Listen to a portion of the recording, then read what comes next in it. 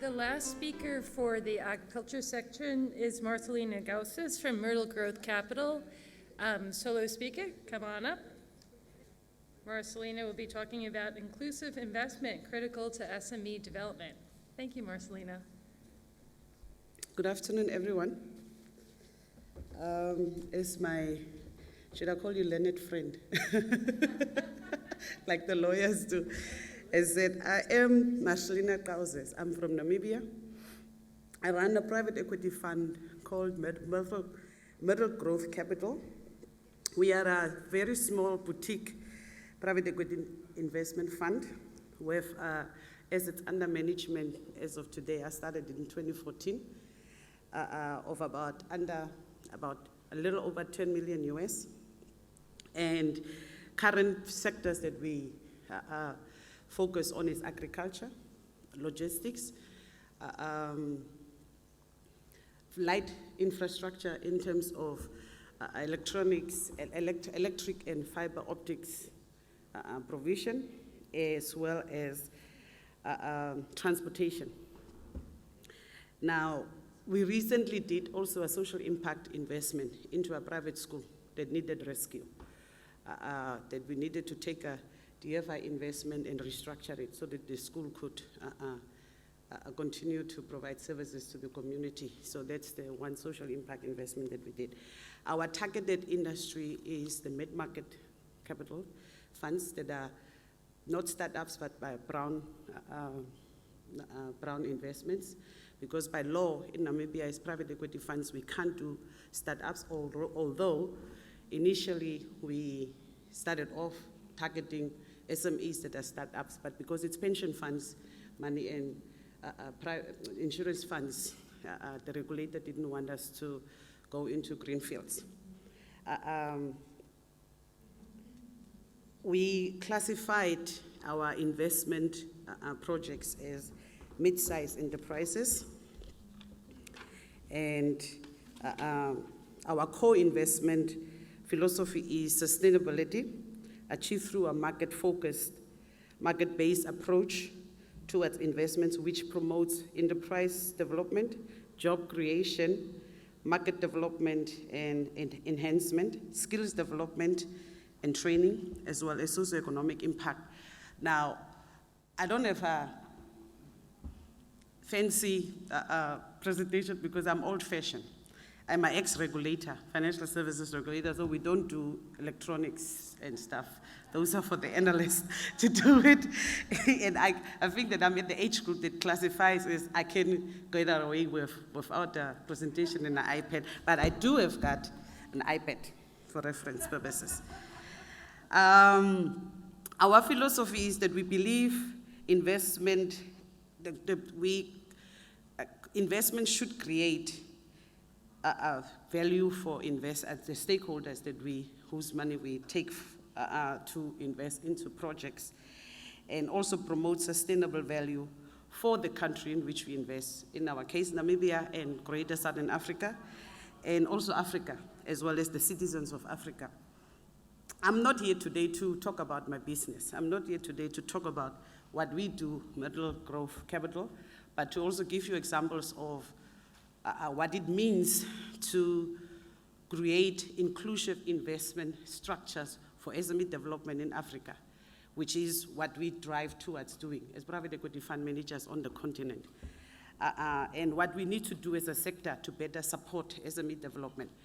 As an ex-regulator, I spent the past 20-something years promoting financial inclusion for women and children, especially in Africa, where our numbers are very skewed. The greatest smallholder farmers, SME business people are women and youth with their children that runs a small cooker shop, and take that money, take it to the bank, put it under the bed, and pay for school fees. Yet, women and youth are the least included in the formal banking and financial sector throughout Africa, and I can give you lots of statistics. When I left as a regulator, I spent the last 7 years doing research and drafting inclusive policies throughout Africa, from Egypt to Senegal to Kenya to whatever, through Graça Machel Trust, the ex-First Lady of South Africa, who is the only First Lady in the continent who has got presence in 15 to 17 countries of Africa, where she does advancement of women in finance, early childhood development, and so forth. She has a great structure set up. And she's backed by the likes of MasterCard, Bill Gates Foundation, and all of that, and she does a great job. So we, as the women in finance throughout the SADC region, decided to join forces with her to create a pillar called New Faces, New Voices, Women in Finance. And we have done a great job with UN Women, AFI, all of that. So occasionally I will go back to that life of mine, but now I'm a businesswoman. And it's good to see from this side how difficult it is to really go into business to try and help our SMEs. So, private equity fund management in Africa requires us to look for investments that are not ready-made. It requires us to find projects that needs money and make it bankable. The biggest challenge that we face is when we structure deals where we as the fund manager comes in as the equity investor and you are trying to raise debt either through a DFI or through a bank, it becomes a battle to try and get that funds in. Most of the time we find ourselves that the only reason why a local bank, FNB, Standard Bank, Nedbank, whichever, all of them are the same by the way, will come in and at least put money behind a project is because we as the private fund managers takes an equity stake. And we are now have to work with these investment until we exit, so that they can be de-risked. And it becomes a difficult, unsustainable model to build because the bank wants us to service the debt the same way they will serve, if I walk in of a normal project, to service the debt that way, but yet we are required to de-risk them by taking in equity and making sure that the project becomes viable, which makes financing of a SME still expensive because the SME has to now, whatever revenue we are generating in that business, we still have to service the debt. And you don't get prime minus type of interest rate. You get a prime plus, which makes it very, very difficult. In the context of inclusive investments, one needs to acknowledge SMEs and the importance of financial inclusion when it comes to SMEs, which broadly means ability for SMEs and normal small business people to have access to affordable financial products and services. Now, I cannot be a private equity fund manager without taking that definition of inclusion, financial inclusion, into consideration when I'm structuring a deal. In order to give realism to inclusive investments in SMEs, especially in Africa, we as investors need to take a multidimensional approach to investing in order to foster a sustainable growth in this sector. Our focus in building SMEs is the next generation of industry players in the context of Africa. We have to aim at driving job creation. We have to aim at enterprise development.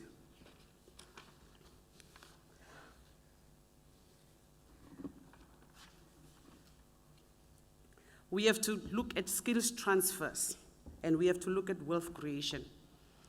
The biggest challenge that Africans has, my generation and the generation to come and the generation before me and generation is that we have given our wealth back away to other people, and our wealth creation is diminished to the point that if we don't take considered efforts to build wealth for our people, in the SME development, in 30 to 50 years, our children, the next generation, will not have a legacy to look back on to build the wealth that is coming from the vast sector of minerals that we have. We are the richest continent, but we don't own the wealth. And the only way we can own the wealth is if we own the financial sector.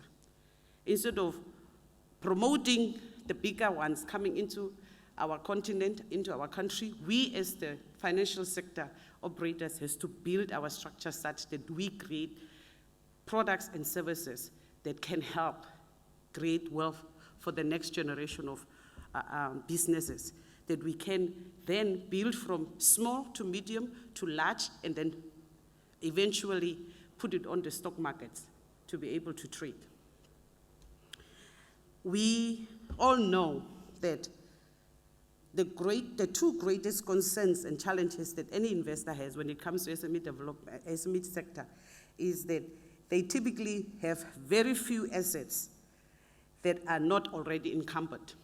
And number two, they have not generated the necessary track record to value its equity. So it makes it difficult to invest in an SME. That's why creativity comes in. The SMEs need patient money. Money that can take the punch and time to really walk with them through the process of building this business. And for us to ensure as investors sustainability of this SME sector, the investments needs to, one, identify startups and early-stage SMEs within established industry value chains. So when you talk about agriculture, we need to start with seed production to putting it on the retail markets, which is the platform that we are building with my fund in the agriculture space. You can't do it in silos. You have to do it through an integrated system. Whatever investment you are doing, it needs to sit. So I'm, for example, invested in a seed production company. Then I'm invested in horticultural greenhouse farms. We are invested in crop producing farms. We are invested in abattoirs. And then we have a logistics business that drives those products to the retailers. And then we have invested into SPAR, for example, what you call the M&S food chain, full retail stores, to put the products on the market. Because without the market, it becomes almost impossible for agriculture project to live a long life. So you have to have the full value chain. And without that, it becomes difficult. Now, Namibia is an arid country, so our food security is currently posing a big risk on us. With COVID-19, our government woke up finally and realized that if borders get closed from South Africa, we can die from hunger. So agriculture is now number one. So as I speak now, I am getting additional money from our local pension fund to put into more agriculture projects. But we are also building an IT platform around it so that in 3-4 years, we can list it on the stock exchange and continue the value chain that we are doing. Because Namibia is arid, we have a big fishing industry. We have a big meat industry because we were one of the few African countries that can export to the US and Europe. In terms of meat, we have very good quality meat. We are even now making alcohol, gin, whiskeys, sweet wines, all of it in the desert. Tastes good. But we have realized that if we don't push the agriculture sector in terms of maize production, carrots, produce, and so forth, we will run out of food to be able to feed even a small nation like ours, 2.5 million people only, but we still need food. And it's a big country, but majority of our country is desert. So it makes it difficult for farming. It makes it easier for farming from a cattle farming perspective, which makes the meat nice, taste nice, but from a crop farming perspective, it's very difficult. So in order to create sustainable investment, the number 2 rule is we need to provide seed capital, strategic guidance, governance structures, and management processes to enable SMEs to evolve into the proven mid-market businesses with the aim, again, to list them at some point. provide defined off-take agreements through established supply chain, relationships, for example, in food industry, housing, retail, auto supply chains, manufacturing, etc. We need to protect investments through first loss protection programs, institutional fund management platforms, and including portfolio management, risk management, and transparent reporting in order to ensure that whatever investors we are bringing in to invest into this sector, we as the fund managers are able to do proper portfolio management structures. We need to then exit the investments through contractual debt obligations, strategic sales to the value chain, off-takers, and sales to private equity fund managers looking for de-risk mid-market investments into the industry. Now, what does that mean for us as private equity fund managers on the ground in the local markets? We go out, we raise capital from the local pension funds, we raise capital from institutional investors for higher net worth individuals, we put it into our SPV. We as regulated entities are required to put in an X percentage to match the co-investment, but often what the pension funds in the local institutional investors needs is sometimes DFIs to come on board as a co-investor, foreign direct investment to come in as a co-investor into the SPV, or the local banks to come in to help de-risk it through debt. Typically from a perspective of us making investments into the SMEs, we do structured debt and convertible debt to instill fiscal discipline and provide current income for the fund, which is the SPV, while retaining upside potential through convertible futures and selective equity stakes. But good luck for us to really go out and raise that capital that we need for that co-investment, because it is not easy. The missing link, therefore, for us as Africans in the private equity space, for us to really support this this important sector, SME sector, is finding co-investors that are willing to be patient, that are willing to trust us as the local fund managers that understands the mechanics and the dynamics of the industry that we operate in, as well as the political and the business environment, so that they put it into a SPV that we co-manage with the local pension funds instead of us repeating the same, the same services. For example, what I'm trying to say is that if a XYZ fund manager sits in UK and tells me, oh, I have access to funds, I can help you to give to the funds, then it makes funding more expensive if I have to pay this middle person to get me funding from a DFI sitting in Germany. By the time that that fund is invested into the SME through my fund, the investment has become so expensive for the SME to be able to pay back, or for us to be able to manage it. So if a DFI sitting in Germany or UK and so on can rather give the funding into the SPV, located in the country, regulated by the local regulators, financial services regulators, then it makes investing into those projects a little bit more cheaper and a little bit more affordable. But when you have too many funds, it makes the ultimate investment in the funding too expensive. That's why we are unable to support the SMEs in Africa the way that we are supposed to be affording. We need, seriously, co-investors. We need DFIs, part of this conference today, to really look at their funding programs for Africa, look at what works and what doesn't work, and learn from what we as the investors sitting in country are telling you what the problems are, what the structures are. You cannot, we are all in the financial services sector. all our aim today is to look at ways of increasing investments in Africa as the continent that can drive the world, that has been driving the world with raw resources. We have diamonds, we have uranium, we have everything, but we have not been driving the manufacturing and the driving of the rest of the world from a sector that can actually create products and services within the country to be able to export it. Instead, we have been importing. We are the 5th exporters of diamonds. Our diamonds leave Namibia and comes back into a ring. How does it benefit the SME industry of Namibia?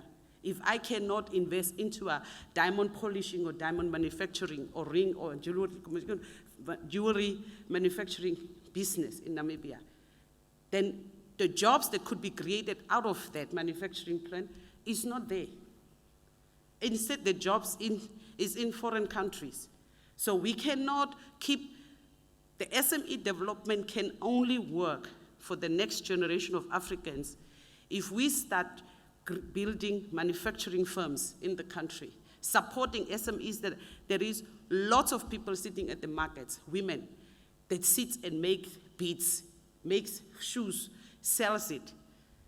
But they are not moving from this corner to the corner, sitting at bridge, for lack of, let me use South Africa. A woman sitting in KZN, in KwaZulu-Natal, that is getting up every morning, taking a bag full of handbags that she has sold, jewelry that she has made, can never move out of that Umtata into Sandton, in a bigger shop where she is sitting in Sandton City Mall and selling her jewelry there because she doesn't have access to investment. She doesn't have access to funding. And it's not that South Africa doesn't have money.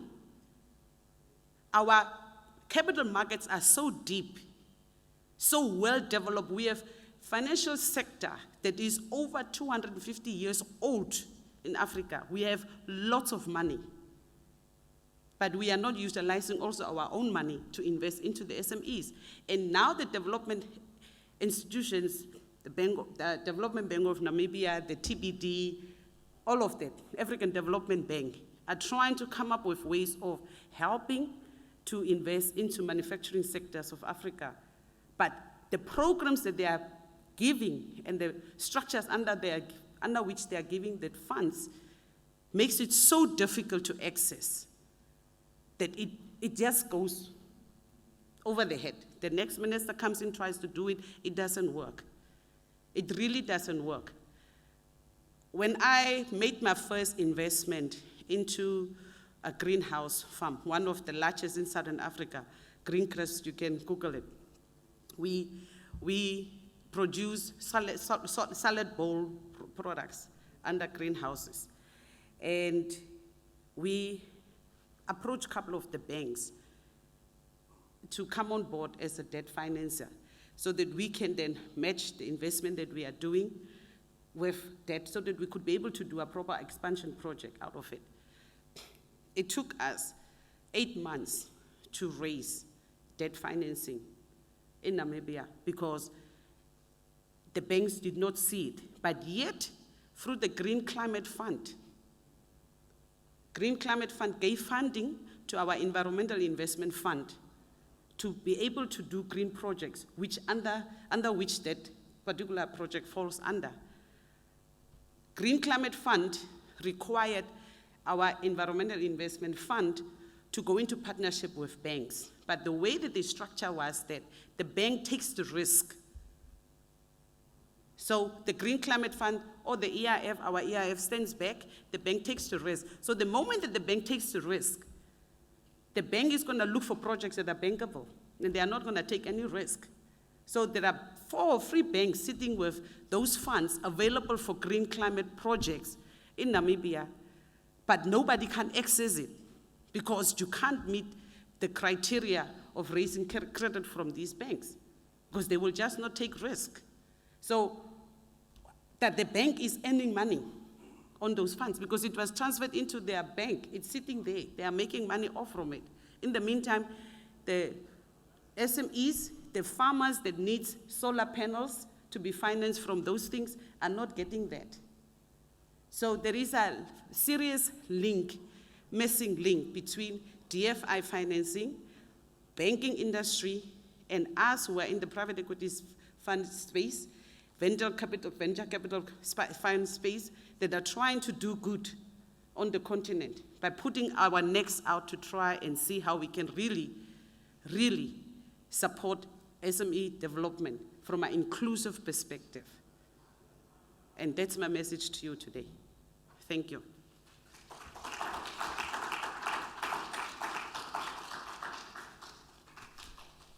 I'm not sure whether I'm supposed to take questions